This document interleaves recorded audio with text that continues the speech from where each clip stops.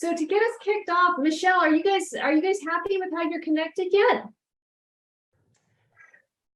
So I think what we're gonna do is, can you guys hear us? Sorry, Michaela. Yep. Okay. So yeah, Fernando and I, we're sitting on opposite ends of a table to see just like how the owl moves from speaker to speaker. We have a second owl at the other side, but we're having trouble kind of seeing how those two work together. But we're going to just work with the one for now, and then maybe over time we'll look at that depending on how things go. Yeah. Testing. Hello. Yeah, that doesn't move quickly. I think you need to try maybe louder. Yeah. Hello. Yeah. Okay, There there you go. Look at you both in your split screen wonderment. Well, that's fascinating. All That's right. interesting. Hey, We Julie. also put the owl up onto a cleaning tube so that when we look at the owl, I don't know what it looks like for you guys. Like if we look at the screen, then you see the side of our faces. But if we look at the actual camera, the owl camera at the end of the table, maybe it looks like we're looking at Yeah, you it's more. the same eye level. Whereas if it's on the actual table, it's too low. So then it looks funny. Minor adjustments. So speaking of things that look funny and that we need to adjust and whatnot, I think, Michelle, you set up a Miro board. Is that right? Or added to the Miro board? Yeah. So let's go ahead and, if you have that link handy. I don't have that link handy, and I'm on a but I sent it in an email. Sorry, I don't. Yeah, whoever, Michaela, thank you so much. Michaela, to the rescue. Thank you. So as we work through today, as we learn things about like, hey, like what they just learned, you know, if you put the owl at this level, you're looking up everybody's nose or not. Let's go ahead and capture some of those on that Miro board. And this is, as we mentioned, one of three. So this group got together earlier and just captured things that they understood on that Miro board. And today we're playing. And we'll capture what we learn as we play. And then we'll see what we get. All right. And we have 3 specific experiments in mind. So that I know of. Michelle and Fernando, beyond connecting, did you have an experiment you wanted to run? I think the one thing I wanted to try, Fernando, was as a meeting group, unfortunately we're only 2 people. We had hoped to maybe be a larger group, but we do have the opportunity where one of us could go into the hallway and become a breakout. Mm-hmm. And then connect by phone or something, so that if people, for example, were in a group setting, but then you wanted to have breakout rooms and you wanted the people that were in this group to join with the other people online, how that might all look and feel. Oh, that's an interesting one. Because often like this particular room, I use it, but I would have, let's say 20 people here and then 5 people online. Unfortunately, we're kind of the opposite in this moment here, but you know what I mean? So then I might send a couple into a different other rooms and they would connect maybe with the online people. Yeah. Could be nice to just try that breakout room scenario. If you guys are up for that. How many people are in a room with other people? Anybody else have other people with them? It looks like me and John. I'm trying to get a couple kids to like shower or wake up enough to make our room a slightly larger room. Come join us. No thanks. Apparently he said no thanks. Turns out he doesn't want to do a hybrid meeting experience. And yes, Robin, we are also using an owl because that's what we happen to have. I was hoping to get a different camera so that we could try it from another perspective, but experiment not so much. So Michelle, I'd like to suggest, if this is okay, that you work out how you want to do that breakout room experiment. And we do some of the ones that we have a little bit more prep on first. Is that okay with you all? Mm-hmm. All right. Paul, are you ready to share your thing? And would you like to kick us off? You'll have to use words we can hear. Paul is so quiet. Paul, you're on mute. I hope that during the session, I'll be able to show you what I did. I'm trying to get the pictures on my computer from the mobile phone. Apologize. Okay, why don't we go with Julie first then? Julie, are you good to go? Yeah, I'm happy to share. Hey, everybody. I don't have pictures, but I just thought it might be helpful if I shared my recent experience. So this was a fun one. I was going into a 5-day in-person training program that was supposed to have 5 faculty members from all over the world flying into the UK to teach about 15 high-level leaders for the week. And on the Friday before the Monday, 4 out of the 5 faculty tested positive for COVID. So then it was kind of a, okay, you guys just let me know what you want to do. Do you want to move this online? Do you want to postpone? You know, what's the client want? Because I deliver on behalf of a client for end client. So anyway, I just said, just let me know what you want to do. You know, we're all set up, all the materials were already at the venue. I was going to go there Sunday afternoon to literally set the room up for Monday. People were supposed to fly from Sunday. So Sunday around 2:30, I get several WhatsApp messages saying, okay, the client wants to go ahead in person. We're going to make it a hybrid. So we're confirming the faculty who are going to join online, but all the participants are going to be in the room. Okay, no problem. What else are you going to say? No problem. So then, and as I said, okay, I'm gonna start driving over. It was about like a 2-hour drive for me. And as I'm in the car, I get the call, oh, and you need to find videographers because obviously our online faculty need to see what's happening in the room. And is the room set up to be able to handle, you know, a hybrid thing? I said, well, I'll figure it out when I get there. No worries. So I start getting in touch with all the videographers. I know thankfully it was not too unlocal for me. I mean, I'm UK based. So, you know, 2 hours outside London wasn't too bad, but I think I got in touch with about 8 different AV/videography teams, and one came to the rescue and said, we can do it. Did you mean for tomorrow you wanted this to start? I said, yeah, tomorrow for the next 5 days. I need 2 of you in the room with cameras to log into Zoom and put your video feed into Zoom so my faculty can see what's happening in the room and they can see the faculty. Okay, great. And so, yeah, we all converged that evening. My videographers arrived. Thankfully, the event didn't begin until 1 o'clock Monday afternoon. So the videographers drove there in the morning. We got all set up.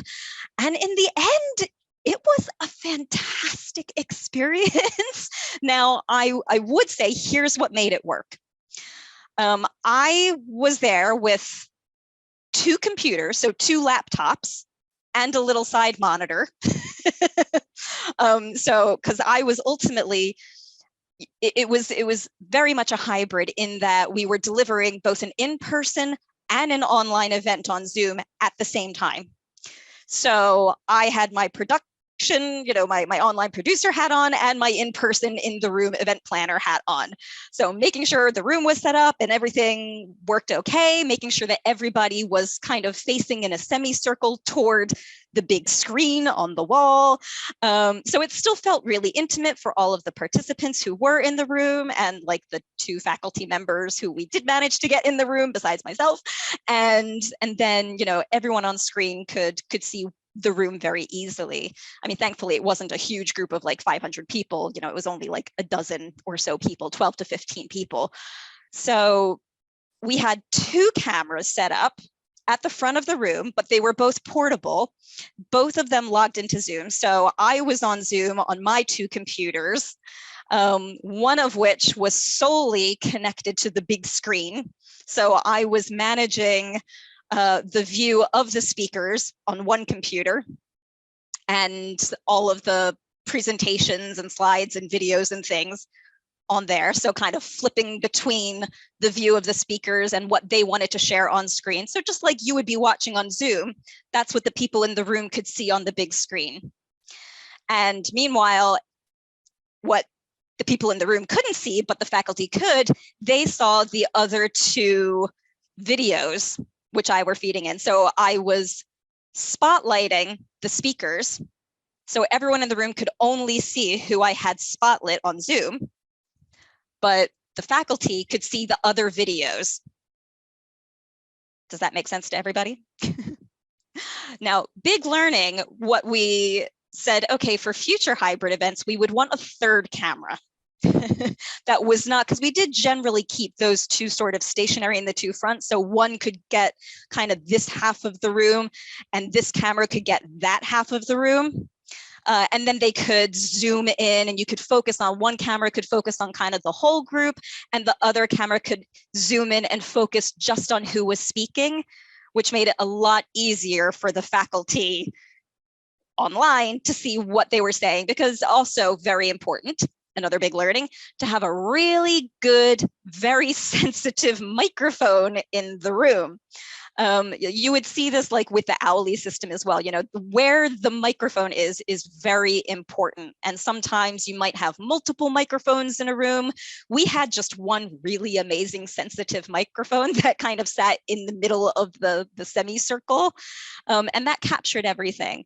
But the video zooming in on whoever was speaking at that time was also really helpful for the faculty who were joining remotely. And from the participants' perspective, it was really fantastic because they had the joy and the pleasure of, you know, being kind of back in the room with their peers, people that they don't normally get to meet with ever. People in their company, you know, at their level, but they're not on their teams. So, you know, good learnings for them, a lot of the kind of that networky social aspect. I mean, they were literally dancing. I was playing the music at every break and they'd come in the room and they're just like having a ball, you know, and you don't really get that when you're just online. So in that, it was really great. And even the faculty, you know, even remotely, we put them big on screen and they're joining in and they're dancing. And even though sometimes it felt a little bit like, okay, time for the Wizard of Oz, everybody stop and listen to the big face on the wall. It was really nice. It was we got great feedback. It was a fantastic experience for everyone. The only other thing, because it is a whole new world and in-person events are not what they used to be, and it takes a whole other level of planning and preparation and contingency planning. We did have a COVID scare on day 2 where one person came in and they said, I have a fever, I'm going to go stay in my room, I'm going to log in remotely until I've, you know, had my test. And in the end, we brought in a medic who did PCR tests on everybody. And it was a bit of a palaver because the end client was like, well, we'll leave it up to everybody in the room. If they want to test, they can test. And it actually did become a bit of a thing. And I was like, this could have been so much easier if the head organizer had just said, here's the rule, you know, it's not just one person tests or 5, everybody tests. Make everybody tests, and let's just know. And if anybody is positive, then you need to join remotely from your room or whatever, you know, like you have to have a plan in place. We also went out and bought, even though we did hire a medic in the end, we did go out and we bought a 25 kit test so that people could keep testing if they wanted to, in case they did start to feel a little funny or queasy. And, you know, we kind of learned that the hard way from all the faculty getting sick the Friday before, having been at another program the week before. Sometimes these things take a few days. So actually having your COVID plan in place, what do you do if anybody comes down with COVID? What do you do in terms of supplying masks and having tests readily available if anybody just wants to do it, but wants to do it discreetly? How can you provide that for your in-person people? And those, I think, are kind of the big points that really stood out for me. Does anybody have any questions? Any thoughts? Well, what was the third camera going to be for? You said you thought about bringing in a third camera. Yes, thank you, John. Yes, a third camera to actually be a roamer, to be the roaming camera.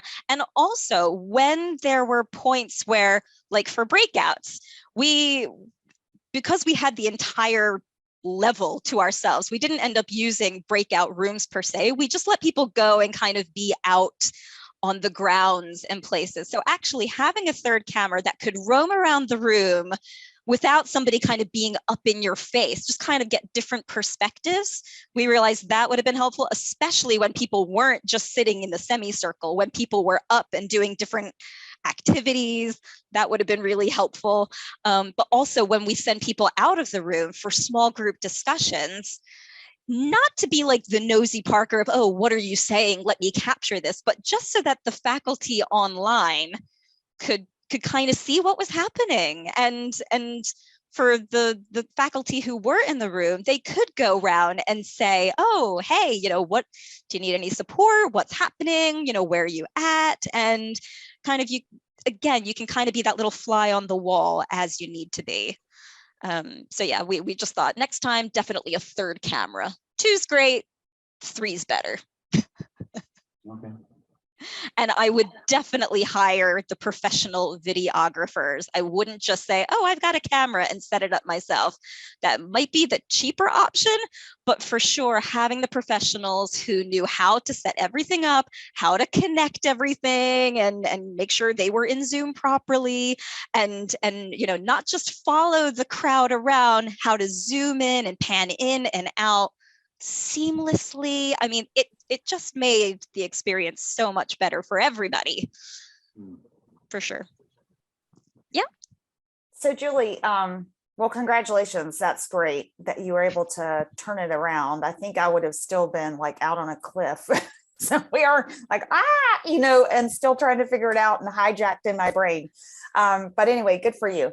So I have a question though, just to clarify. So I think I understood you to say, so for the room, when they're looking at the speakers, they were essentially on speaker mode in Zoom.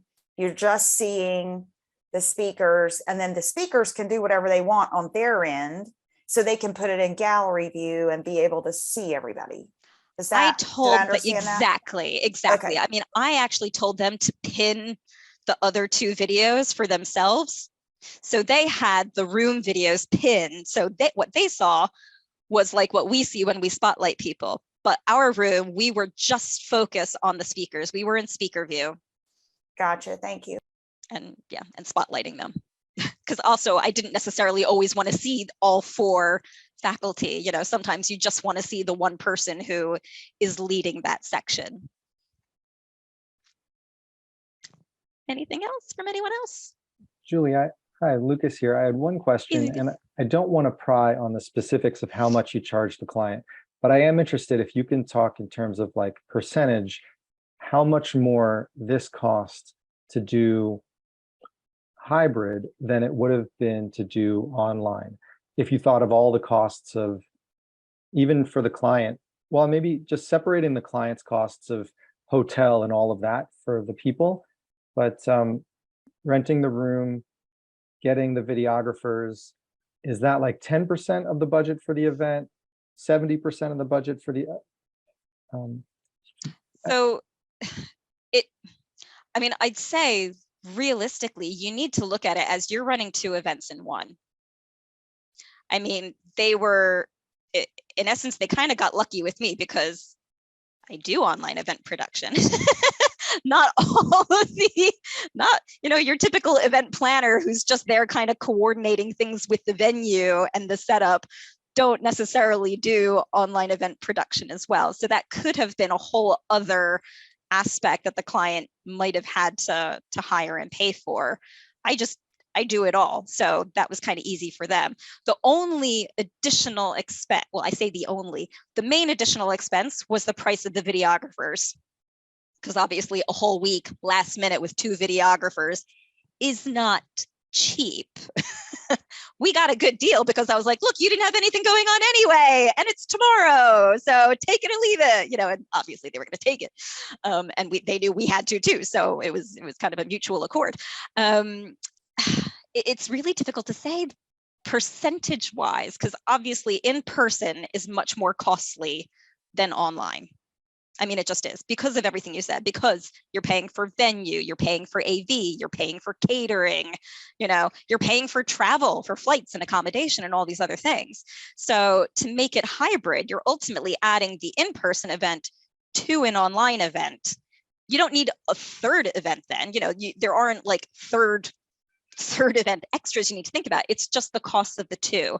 So what's the cost for planning and preparing an online event? How much time does it take to go through the agenda and see exactly what needs to be prepared for all of those segments within the agenda, and manage the timings and make sure you've got everything that needs to be shared, and make sure who needs to be focused on when. It's not difficult per se for someone who is well experienced, but I certainly wouldn't want to put, someone with very little experience in online production in that position. I mean, they'd just be bugging out. So, that's a real consideration. If you go for one or the other, that's one thing, but really planning out your budget to, okay, what do I need to think about? What are the additional aspects? And printed material versus online material, sending people a PDF that they can look at on an iPad. Of course, that's environmentally friendly. You don't have to worry about printing costs, but there's something that, I know a lot of my clients really like about when you're in the room, you like tangible. So they love having workbooks, and they love having colored pens and markers and pencils and all sorts of things to make it a more visceral experience than what we can offer just virtually. I mean, obviously you can ask people in the virtual space, okay, go get your pens and your pencils and your markers and come back. But being able to provide that, those are all also cost implications, the materials that you bring in the room. So sorry, I realize that probably didn't answer your exact question of what percentage and exact As a cost brief follow-up, implications. I'm just thinking, like, I'm guessing that if you were to get paid the same amount, whether you did an online event, a hybrid event, or an in-person event, so you're getting that X dollars or pounds that you deserve for all of your work. I just wonder, for the client, it sounds like a hybrid is like 4 times the cost. And I wonder if it's actually 4 times the value. I'm just making that number up. I don't know. Because I wonder, as facilitators, we do only online events. And I wonder, because there's such a desire to go back in person at the moment, how this normalizes. Eventually, are people saying like, well, it was 1.5 times better than an in-person, than an online event, but it costs 4 times as much. And then that means that there's going to be a heavy shift back in 6 months, 9 months, especially for recession sitting. I'm asking that question just to kind of get a sense of what's lying ahead after people do their first big in-person, realize the price tag, realize the ROI, that it's better than in online, but the question is it worth 4x or whatever the percentage was? Yeah, I mean, I'd say for the overall budget, you could say it's 4x. For the cost of, the facilitation, I can tell you that the in-person budget, which is what it set out as, was X for the lead faculty, and that kind of actually a good probably 20% less for the rest of the faculty. For the online team, and because of COVID and the cancellation policies, they then weren't paying the people who canceled, but the online team got about 3/4, so about 75% of what the original in-person folk were going to be earning. So I think arriving online is financially valued less. And again, I think part of that is you're not spending the time to travel there. energetically, it's much more taxing to be there in person. And I think that is taken into account in pricing. So for anyone who is a facilitator, if you're looking at your prices for, oh, well, what would I charge for a full day in person versus a full day online? I would definitely say, no, they shouldn't be the same. And your clients will really appreciate that. And that may help them actually to decide, oh, would I prefer to go hybrid and have people delivering online as opposed to bringing them in and traveling and being in the room? There's still a benefit to the participants who are in the room. Did the faculty need to be in there? No, actually, they did their job great. Yes, there were a few of us in the room. Oh, sorry, I don't mean to take over the whole conversation. Julie, there are a couple more questions for you in the chat. And I think if you wanted to go ahead and continue to answer them there, because obviously this is super, super fascinating experience to draw on. I also would like to get on to experimenting with some of the others. And then if we have time at the end, we can spend the rest of our time at the end just going, hey, wait, what about? But is that cool? Everybody cool? Yes. With? Okay. Hey, Paul, are you good to go, or do you want some more minutes? I have my video ready, so whenever you need me to share what I've did, I'm ready. Paul, Thanks. you're on. But I think there's some questions to be answered still, right? In the chat. She's gonna cover them in the chat, and then we'll come back to them at the Okay, end and I'll for come more back to time. you. But you have an Okay. experiment, and Michelle has Yeah, an experiment, and I have an experiment. So Okay, sure. Okay, let me tell you about my experiment. This was in Madeira Island. I was there with the client, and we had to do a workshop with the team of managers in the hospital. And then suddenly, to my surprise, and I shouldn't be surprised at all by that, the two guys from the IT, they didn't show up in presence. So they were on Zoom waiting for us in the room. So finally, I had in mind, a process where it was a basic process, but at least I had the time where I would like to have them to do some pair work and then back to the group. So, and I was thinking, how can I do this work? So I improvised, and the solution is pretty obvious, as you're going to see in the video. Let me show you the video so you can see. And now I think that the takeaway from this is that we need to be prepared now more and more for the fact that these kind of meetings are going to happen. So this is the hospital room where we had a workshop, and then suddenly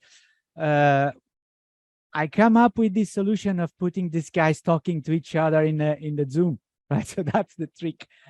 But it worked. It worked well, and of course, now the considerations here is that in advance we need to be very attentive to the tech affordances, should I say, in the room.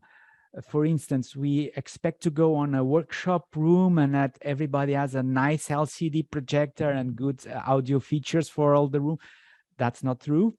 So it's really important for us to be in advance as much as possible and make sure there's a minimal requirements for a successful hybrid meeting. And that means good audio, good video, good room, a good room microphone also. So that's my experience. I think you're muted, Elise. I am. It's the multiple monitors. So key learning for me, trying to click the buttons with multiple monitors and glasses and owls is harder. as a remote facilitator. Michelle and anybody have a question for Paul? Yeah, if I can just clarify, Paul, when I saw that video, so are you saying that there were a couple people that were on Zoom, the rest of the people were in the room, but you wanted to get breakouts that included the Zoom and in person? So you had this guy sitting up front. He was on essentially watching the screen and interacting with those folks on Zoom. while everybody else was in their little breakouts in the same room?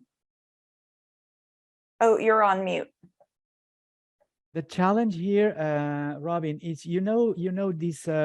this structure of 1, 2 for all, Yeah. right? So that was my challenge. I was thinking on doing 1, 2 for all with a group of people in the room. Now suddenly I realized that 2 of them were on Zoom, right? Yeah. So I had to manage the situation, and it worked well. I mean, I'm puzzled. If I had like 8 in Zoom and 8 in the room, how could I do it? Because Yeah. I was lucky in the fact that I only had 2 outside the room, and I could pair them locally with one guy close to the screen with them. And it was like pretty much the same as the others were experiencing, talking to their pairs, right? And then I could do the 4s, and then so because everybody else was in the room in their pairs talking, then it each other. wasn't distracting that the guy was talking with somebody on Zoom also. Yeah, it was it just was another not- pair. Yeah, it's not just another, exactly, just another pair. Okay, thanks. Just another pair. And it worked well. Great. Any other questions for Paul? Okay. Yeah, Paul, I have a question. Sorry, I have my hand up. Is it not showing? It's so Michelle. tiny. Okay. Michelle has hands up. Oh, I'm Michelle and yellow. Fernando, you are an hybrid. Thank you. I'm just curious, when you had that breakout room with the person on Zoom and the person in the room, did they have a headset, or how are you? No, How not was at the all. sound? How did it go? Not at all. No, not headsets at all. It worked. It was like the same experience as the other pairs talking to each other. There was a buzz in the room, but everybody understand that it worked very well. Sorry, the screen looked super big. Was the sound coming just from a little computer, or was it Exactly. resonating? That's the issue, because in a certain way, the fact that the conditions were not optimized for hybrid meeting, it was just an improvisation. It helped, right? Because they would, the loudspeakers were not too loud, and the microphone was just local, so they were able to talk to each other and not interfering too much with the rest of the buzz in the rest of the pairs in the room. Okay, great. Okay, so then I think if you were using the owl, for example, it wouldn't, as the camera in the room, because if the computer that you have was connected using the owls, it wouldn't work, for example, but because you had them on a small individual non-connected computer, the sound wasn't being picked up from everywhere. Just something Correct. to think about. Correct. I mean, the owl will be like a dream scenario for everybody. I think I understand that it works really well. I never experienced it myself, but in that case, I'm not sure if that had worked, because for doing pair works, at least perhaps I would not have, I need to have more cameras. I'm not sure. So you need breakout stations. Yeah.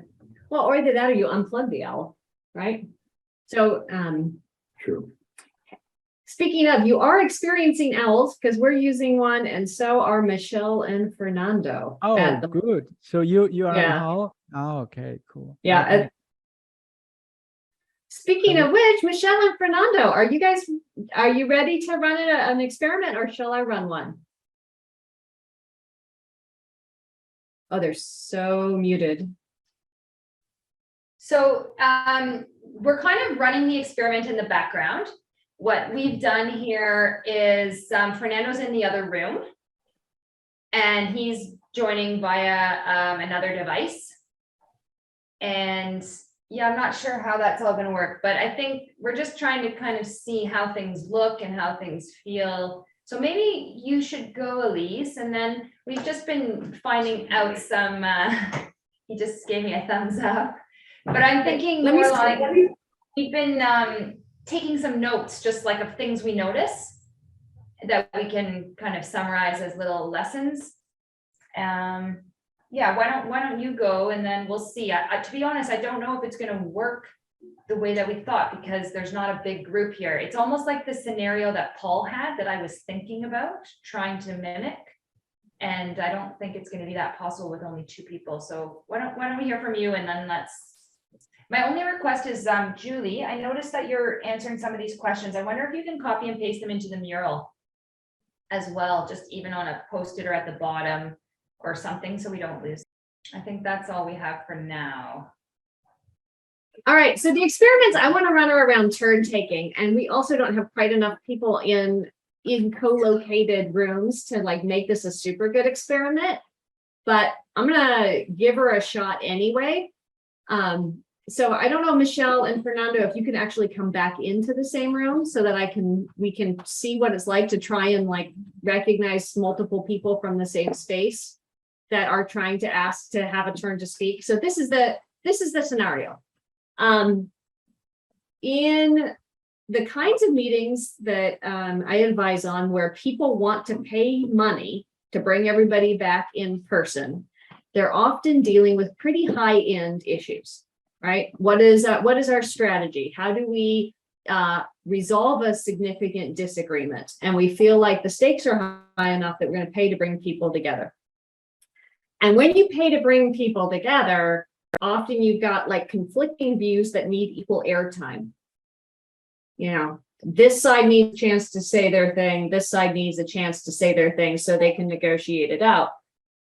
Which means if half the people are in the room together and half the people or some of the people are online, as a facilitator, you have to figure out who wants to speak and who do I let go first, and did I catch everybody, and how do I manage that? Thank you. Come sit over here. I have another in-person participant. Yay! Everybody say hi to Colin. Hello, everybody. So Hi, Colin. Hello. So basically, I thought of 4 different ways to do this. There are variations on the experiment that grow in difficulty. Apparently, Mabel would like to join us too, if you want to let her in. So I'm going to ask 4 questions, and I'm going to invite you to say that you're interested in speaking to them, and then we'll manage how we queue up in different ways. Is everybody down with this turn-taking experiment? Cool. So and just fair warning, in an in-person situation or a real meeting, this only matters because we care deeply and we have to be fair about turn taking. I've picked questions from the conversation starters for Facebook list. So these are these are low stakes questions, but question number 1. What could you give a 40-minute presentation on with absolutely no preparation? Who would like to share? Oh, I said, oh, shoot, me. John. I can give a 40-minute presentation. It's my turn? Yeah, apparently. Oh, I didn't see that where I was in the queue. I give a 40-minute presentation on Bitcoin, why it is a positive force in the world. I'm not going to give the presentation now. No, that's good, right? Your mission achieved. Who else? Oh, I see a hand up in the Michelle Fernando room. Yeah, we both want to talk. You can manage us. Fernando, please. And then Michelle. No, Can you hear it's me? you. That's I'm meeting. How clear is the sound? You sound far away, but okay. Oh, yeah, so that's now getting the, It's flashing now when you spoke. yeah. Anyway, I can do the 40 minutes presentation about facilitation. Nice. Michelle. I would give a 40-minute presentation on where I live. Nice, thank you. And oh, Tony. I wouldn't give a 40-minute presentation. I'd want to have a conversation. All right. So methodology, thank you. Methodology number 1 was I, as the facilitator, try and just notice who wants to talk and then call on them. Right. You didn't see the person in the room. And I didn't see the person literally sitting behind me because I was looking at the screen. So that's learning there. So here is another question. I don't know. What do you mean, Michelle? I don't understand. Oh, I just mean like, do you want us to keep going and keep talking about whatever it is that we wanted to talk? Because I think that happens, for example, when you have something to say, like, Yeah. maybe we start fighting for airtime in a way. Like, I want to talk about my house, so I'll start talking about my house, and I'll just keep being like, so my house is this, or this. I get what you're saying there. Thank you. We certainly can practice like actual time management, but I'm mostly interested in how we manage the queue at this level of the experiment. Right. Amy. Yeah, this is exactly what I've experienced in my own work. We haven't looked at the chat. So you responded to everybody, but the chat messages wouldn't be seen by the people in the room and need to be acknowledged. Makes it even more messy. There you go. Thank you. That's a great highlight. I can't actually read the chat and do this at the same time. So that would be, I would need a chatmeister, which is a great opportunity for us to move into another experiment, which is this time going to ask a question, and anybody who would like to answer it, I would like you to please put your name or a thumbs up in the chat, and we will build the queue in chat.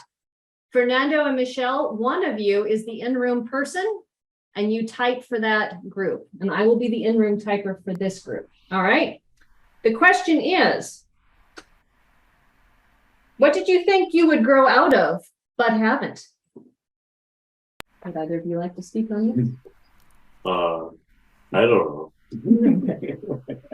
You want to start? You're out of that stack. What am I doing here? You're creating ambiance in the room. So again, if you'd like to speak on this question, go ahead and put a note in chat. Anybody? No? We'll give that No. Thank you. 5, 4, 3, 2, 1. All right, and then we have a queue. Now I know Zoom chat doesn't always show everybody people in the same order, so I will read the order as they arose for me. The first person who'd like to tell us what she hasn't grown out of is Rachel. Cooing over adorable animals. Aww. Rabia. Wanting to read books all the time. Yes. Felicity. Coloring. Coloring is so fun. By the way, Elise, can I just add something? Because something about the Chatmeister I just wanted to share with the group. We do this a lot. We do very large hybrid events where we probably have 200 in person and 200 or 300 online. And one of the things that's helpful to democratize the experience, and I apologize if you guys have already covered this, but it is to actually have everyone in the room put, even though it's a little bit weird, but like everyone in the room has the Zoom on their phone or an iPad in front of them, and they enter the questions online so that everyone is sort of democratized, and also they can participate in the chat. Our IT department hated us when I demanded that for the first time, because they had to set up like individual stations for every in-person person, but it really, people thought it was a very cool thing. So just wanted to share that. Very cool. Thank you. Yeah, and as I was looking on this one, I'm like, what do we do? Do we do Mentimeter or something else that's phone-based, you know, for people in the room to be able to access really easily? Tom. Napping multiple times throughout the day. All right, nice. And Irene. Busting into dance moves every time I hear music that I like, and even when I embarrass myself. So. Nice. Yay. All right, very fun. So part of the reason for that experiment, I mean, the first one, why do we just like call on people? We get caught off guard, all this. We can't both talk at the same time if we're in the room. Isn't that weird? I was just trying to answer your question. We're having an aside. So there's an interesting experiment. When we have asides, what does that do to the audio when we are all sharing a mic? So the first one is, you get caught off guard, you don't realize it's going to be hybrid and you have to just go with it. The second one is you got hybrid, not everybody in the room is connected. And my third experiment is who's going to be there, and you want to make it completely fair and completely inclusive, and you don't want to try and manage it, and you want to hear from everybody. So the question is, what are 2 vegetables you find delicious? And the mechanism that I'm going to use to do this is a random name picker. So I have entered all of your names into a random name picker, and I'm going to click a button, and it's just going to randomly pop one of you up as the person who gets to answer this. So I hope you're ready. Think of your vegetables. So the first random name picker winner is, oh, it's you, John. Is it really? 2 vegetables you find delicious. I'd have to be chard and collard greens, Chard and collard greens. properly prepared. All right. Now, let's see. Let's see if I can get it to go again. Excellent. And, oh no, and then it broke. Well, there we go. That was that experiment. How did you like that? Why don't you just pick somebody's name from random? So that was an experimental fail. My random name picker picked one as a winner, and then it cleared all the names from the random name picker. And there we go. So if anybody else is dying to tell us about their vegetables, please feel free in the chat or out there. But That would have been better done with a hat and little slips of paper in a it. hat and slips of paper, and I would absolutely share on screen my failed experiment. You bet. So what I did is I Googled random name picker, highly successful thing, and picked the first tool that said random name picker, which has a bunch of ads on it. And then I typed names in here, John, Colin, Peter, etc. And then hit start. It's Colin. Colin, what are 2 vegetables you find delicious? I like parsley and carrots. There we go. There you have it. Oh, in a beef stew. Yeah, why not? All right. So that is that experiment. I think something like Mentimeter, some of these other tools would be better experiments, but this idea of being completely randomized, I thought was intriguing. All right. The random name picker. Tomato and onions, Elise. I love them in a soup. In a Spanish soup, we call it gazpacho. Yay, gazpacho. All right, Michelle, did you have a different experiment you want to run, or does anybody else want to run, talk about or run something around turn taking? I see side conversations. That's fascinating. I don't have a insight, except that this is really important. Interrupting. Yeah, we are having side Purposely. conversations here. Sorry, Amy, we're having side conversations here, and then we were fighting for the mic. I would just say that this is really important, even if we don't have questions. It's like this is a core piece of the challenge. Sorry, what was the core piece of the challenge? We were having a side conversation. Turn taking. Just turn taking in and of itself, figuring this out and getting our people practiced at it. I think part of what will work is over time as we train our participants with whatever choice we use. Julie. I think it's, well, if you've got participants both online and in the room, I think one way to make it far more engaging for everyone is actually to go back and forth. Each time you pick someone in the room, then pick someone online, then someone in the room. That way there's a real sense of equality in the experience. Nobody's getting overlooked and you're constantly hearing from different perspectives. Boy, if you were the one person online in a hybrid meeting, that would be exhausting.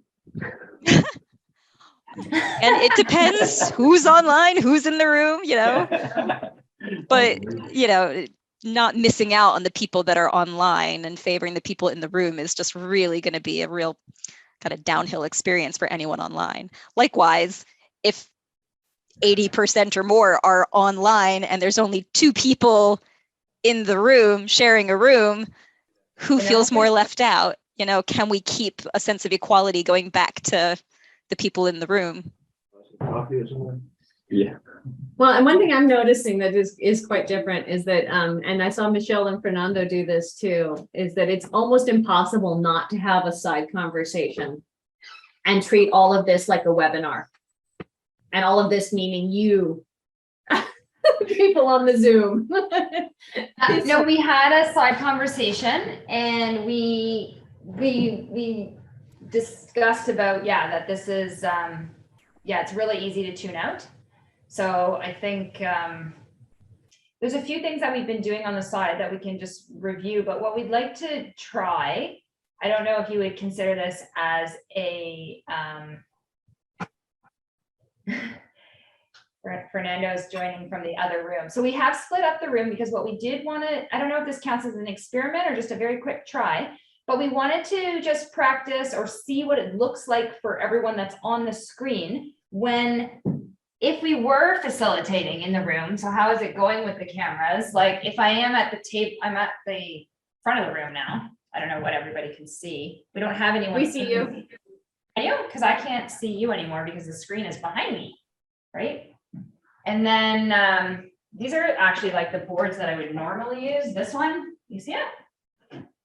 No, now it's focused on the screen. It shows us. Oh, there you are. There you are.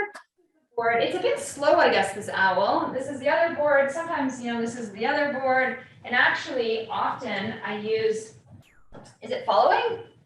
Because this board right here, this wall is like nice and flat. This is a good wall for hanging paper. It's following, but it's not zooming in, so we wouldn't be able to see what's being written, I don't think.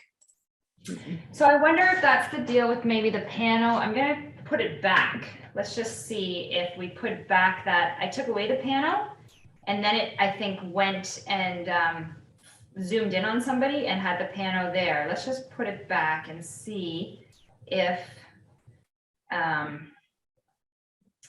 camera controls. So I have an app on my phone to control the control this thing. Does it? Okay, so now if we're looking here and then we're talking to the whole room here. Hi, is it coming? Any changes? Yeah. Whiteboards. Not really, not zooming in, whiteboards. It zoomed in a bit more than it was, yeah. A little bit. Enough to be useful. Not still very well. Right. Okay, so interesting. What we It did is as much as that one camera can do, but that one camera is too far away from those far boards. But if you did the one right behind you, we'd probably be able to see it kinda-ish, sorta. If you wrote really big. Big letters.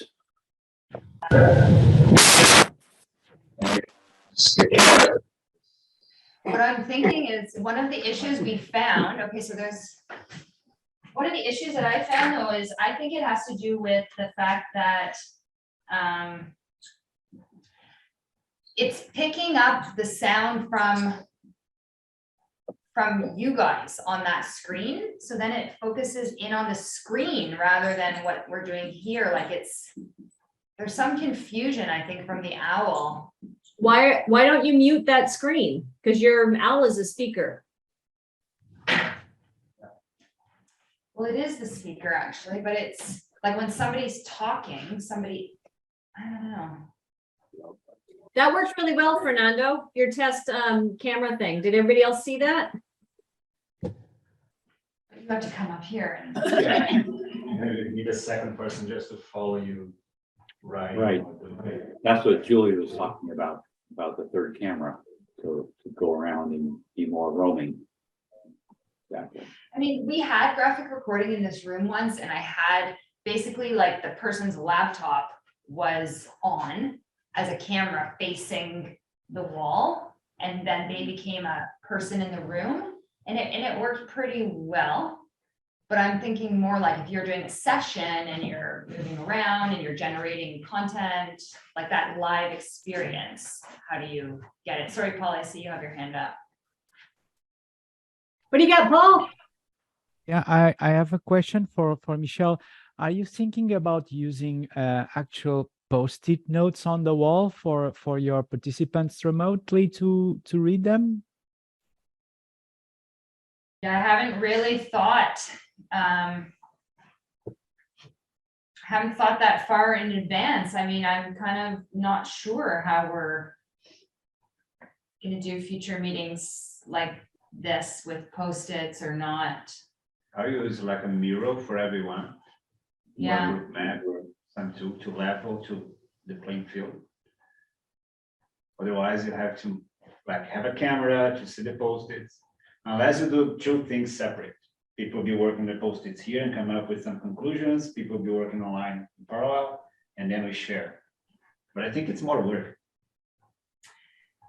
Yeah, I know, and now I'm thinking like I have from a couple years ago, some eco cycles from the Liberating Structures that were done with Post-its, and then the last year or two, I think we did it online. Now I have it in mural, and now I'm thinking, well, we could meet again, but I kind of want to use the mural because it's already there, except we're going to be in person. It felt like you want to do it on Then I have the touch screen. in person, but you know, like on the wall with Post-its again. Yeah. But that would be really, now you can't compare as easily.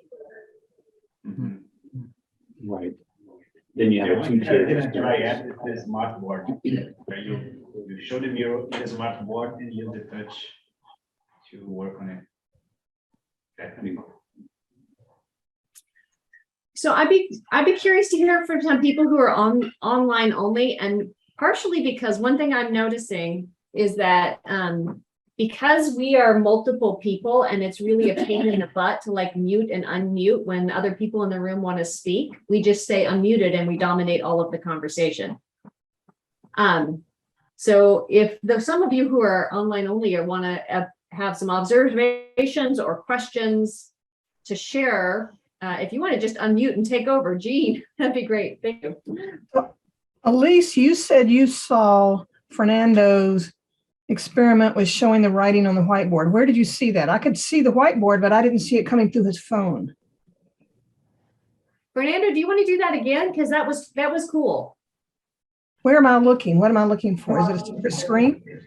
I think you have to pin my iPhone. Yeah, he has it turned off for right now. Turn it You back on. you have to be in gallery mode, and then you'll see he comes up as a video, and then he held his video up against the whiteboard. I was not looking at that place. Yes. Perfect. Right. And that actually works reasonably well.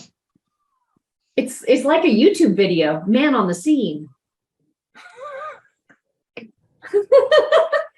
You know, if I were in that large room at the back of the room, this is actually a better experience with the camera, so I can actually see it. What's happening on Yeah, the whiteboard. that's super cool. Oh, look at how cute. How do I remove the spotlight? Undo. Sorry, guys. It's cute, but how do I unpin them? Yeah. There you go. Remove. There it is. No, that's not it. I'm kicking him out of the meeting. Dang it. Robin, do you want to say something while I try and figure out how to unpin him? You've already unpinned him. Just go to gallery mode. Oh, thanks. Yeah, a couple of observations from a sensory overload standpoint.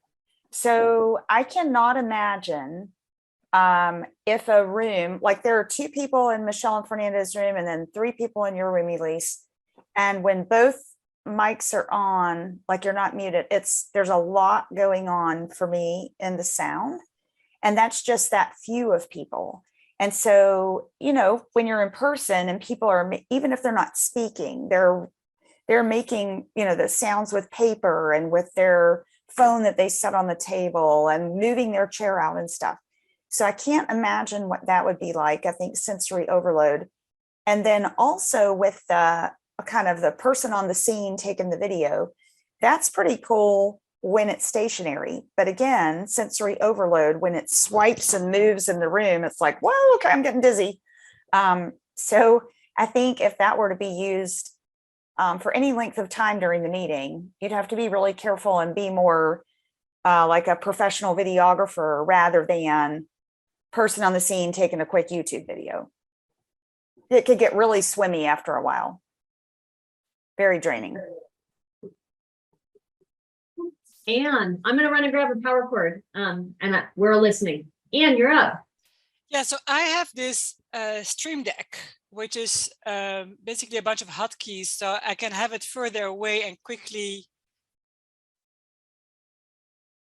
mute and unmute myself. So I could imagine, and I think there's also an app on your phone. So I wonder if it's a small group that's somewhere in a room that would have, if they cannot afford this is $150, you could have the app on your phone to easily mute or unmute, or have one person in front of the computer who looks at literally raised hands and unmute and unmute, because I agree, you need those rooms to be muted, I think. So I don't know, a low tech and higher tech idea I have for that. We have one more thing we'd like to try if nobody else. Oh, I see Robin's hands up. Is it okay if we try something?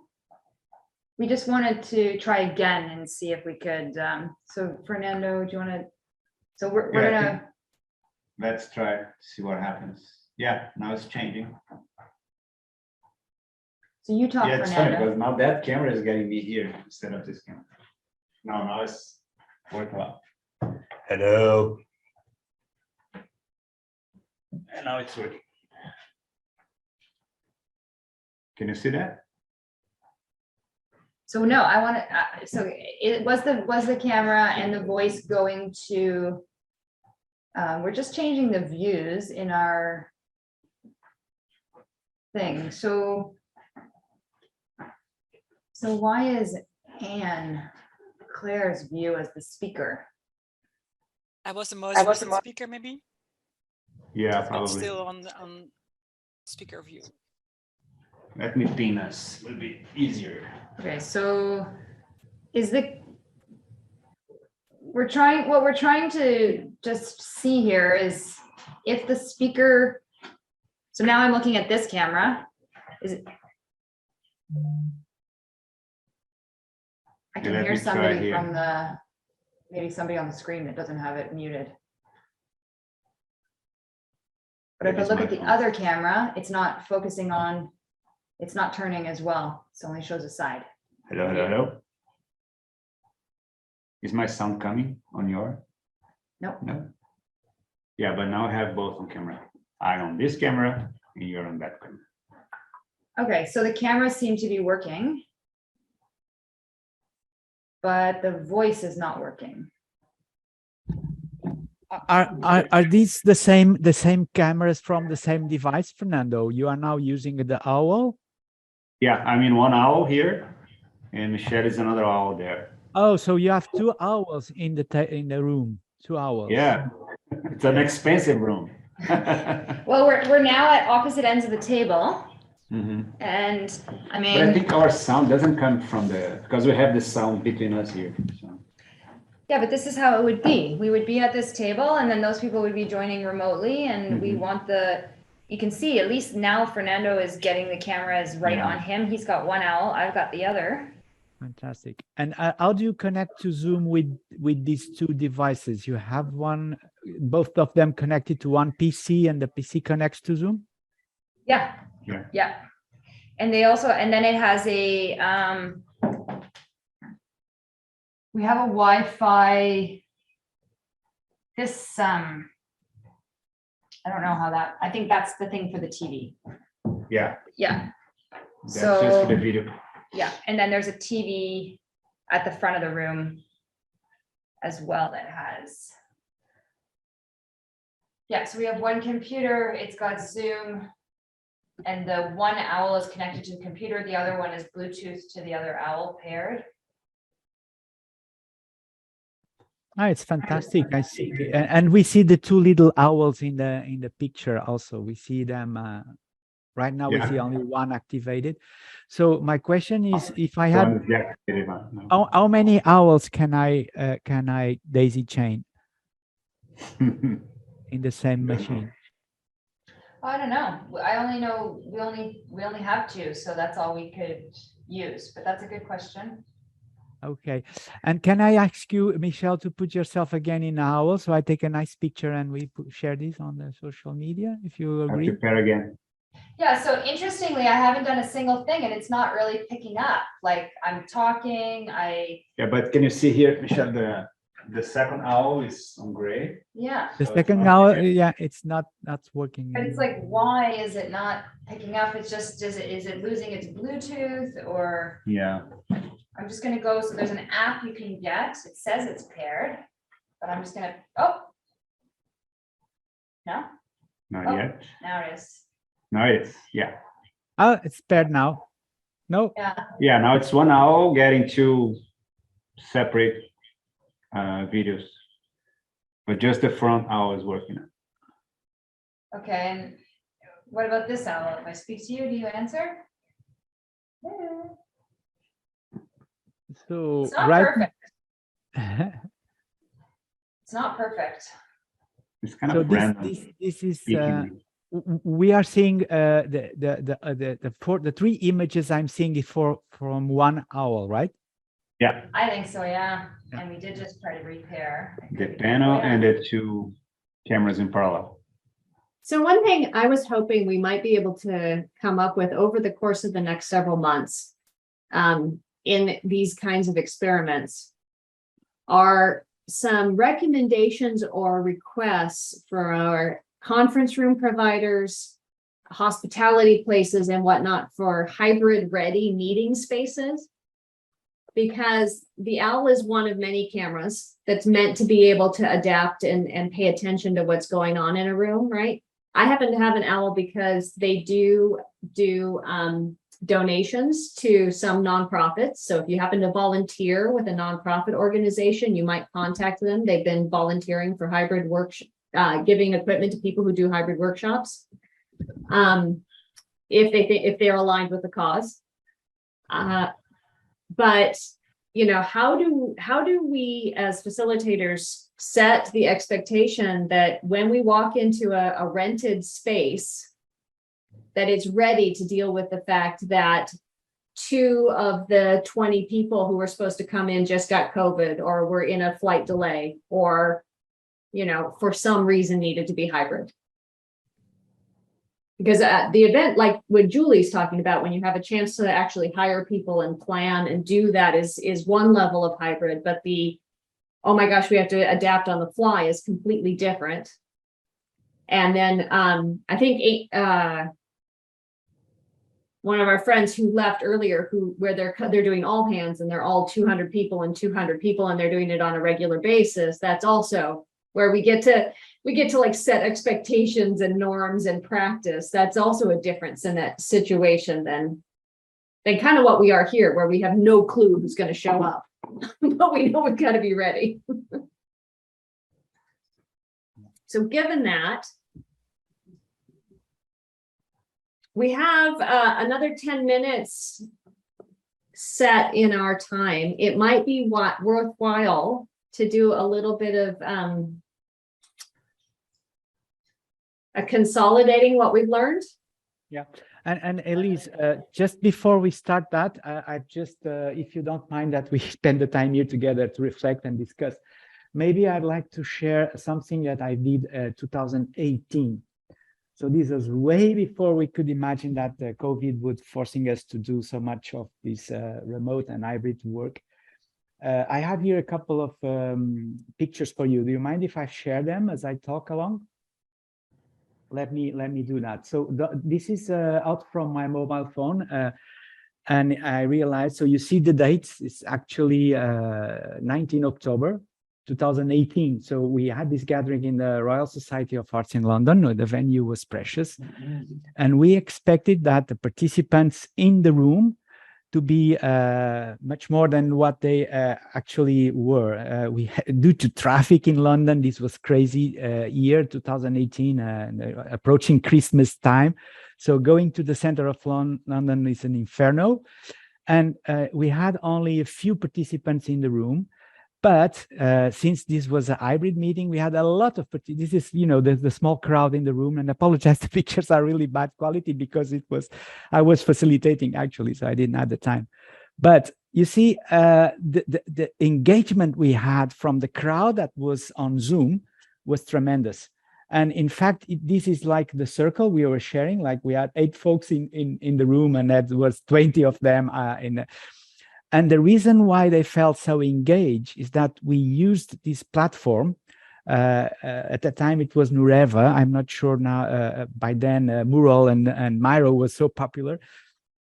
And this made our life so easy because whatever the content we created in the room, we took pictures with the iPhone and then immediately uploaded this content to the Nureva platform, right? So they were actually able to see what we are doing. So you see the post-its, we had actually post-its, notes, and oh, this is the video, and digital post-it notes from the platform. And it was really the key is to share a common structure, a common space for the group to be all together digitally. Well, that's it from my side. I would never imagine that now we are in so much need to do the same, right? But I can assure you guys it works. We can have a good session with both on presence and remotely. So we need to have good process. We use the Knowledge Cafe. So a good process methodology is really important. And also to share the digital share of the content the group is producing. It has to be the same. So with that, I would like to recommend, and you can all veto me if you'd like, but that we actually get a chance to talk to each other for just 5 minutes and break into some smaller groups so everybody online can actually be heard. 5 minutes and perhaps 2 takeaways and 1 open question from our experiment today. Are we cool with that? Okay, I'm going to send you into some 5-minute breakouts, and we'll see if my attempt to organize the breakouts based on location worked. I'll have fun. How does time move faster when you're in the breakout room?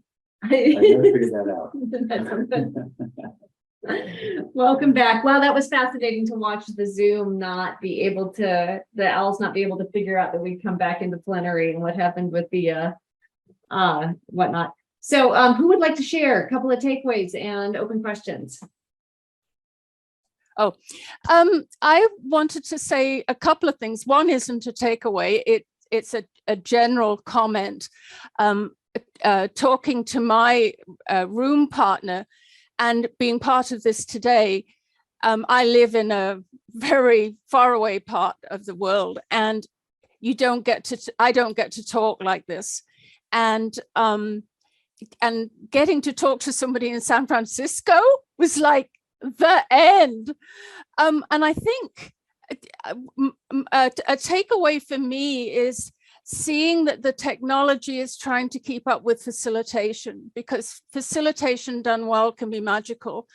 And if you don't have the online tools to, make magic happen. And I think one thing Amy and I shared is actually, how do we get not clunky? You have to get it into your muscle memory. But Amy raised the interesting point of, what if you're with the group and you're not in your facilitator role and people don't even know how to do a breakout room. So that piece about technology and learning it and comfort with it, I think that's my takeaway. Thank you. And I think you keyed into exactly why we've hosted such a free flowing kind of like, okay, let's get some hands-on time with this world. Yeah. Tony. Yeah, thank you. This feels like the sweetest kind of community of practice conversation. It's amazing to be here. What I'm thinking of is firstly, that there are different kinds of approaches and solutions that are fitted to different scales and different configurations of online and face-to-face and different purposes. Then also, I'm thinking about it in a kind of more middle-income country, developing country scenario, where I can see almost everybody's video on here, and there are obviously good reasons why people don't have video on in some cases, but in interaction with our online network, our Emerge Africa online network, in a room like this, we would find maybe 2 or 3 people who had video on, some who had their photos, and for the rest, a row of names. And that shifts the kind of sense of connection and relationship, and may also shift the mode of engagement that's required to bring the online participants fully into a face-to-face room. So yeah, those are the kinds of things I've been thinking about. I'll stop there. Thanks. Thank you. I think that's super useful that this, we use words like meeting and facilitate and hybrid as if they are encompassing of anything that means anything. but really they're just covering categories of stuff. Lucas has got an experiment for us. So Paul and then Lucas.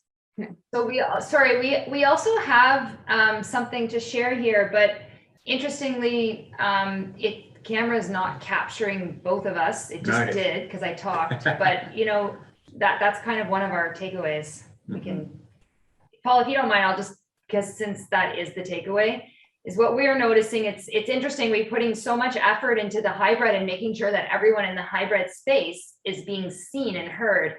But the owl is actually not capturing the other people in this room where we are. It was focusing on one person. So I've been raising my hand this whole time and you haven't been noticing because the owl is not focusing on the whole room. So I think we are just learning that the owl is slower and that it's not a solution necessarily to seeing that whole room. The pano's too far away to see the detail and people are getting missed several times. Fernando wanted to say something and his camera wasn't working, like it wasn't flipping, and I've been trying to get the attention and it doesn't flip to me either. So we need to pay attention into the hybrid settings when you have multiple people in the room as well.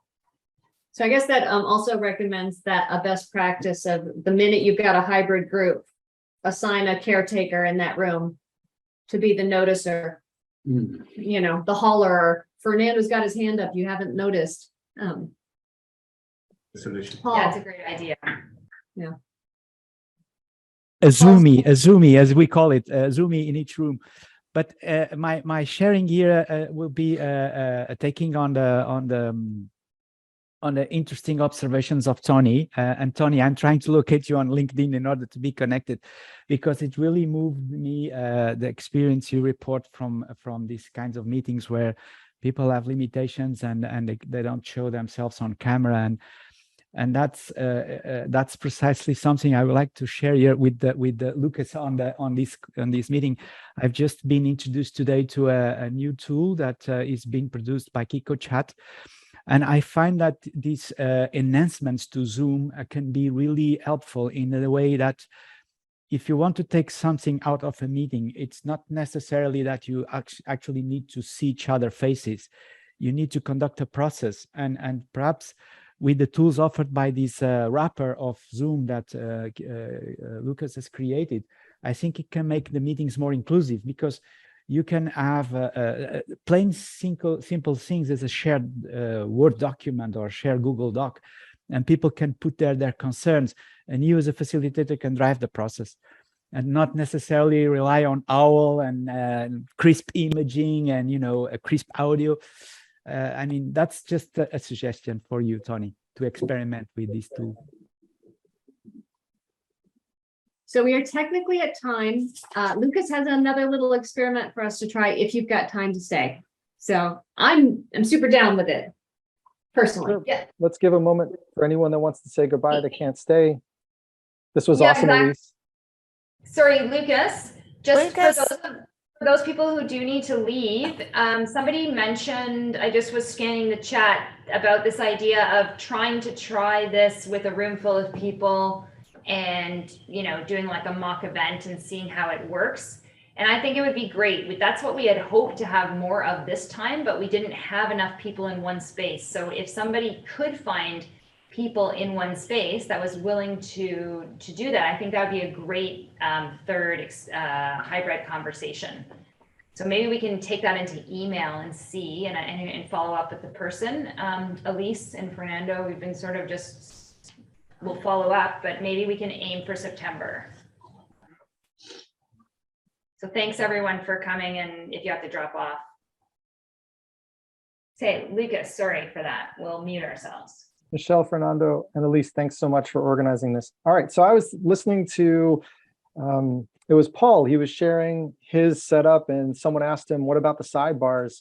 And that made me start thinking about sidebars in Zoom, and I realized we don't have sidebars in Zoom. We have chat and we have breakouts, but we don't have audio sidebars. So this is gonna be an experiment in audio sidebars.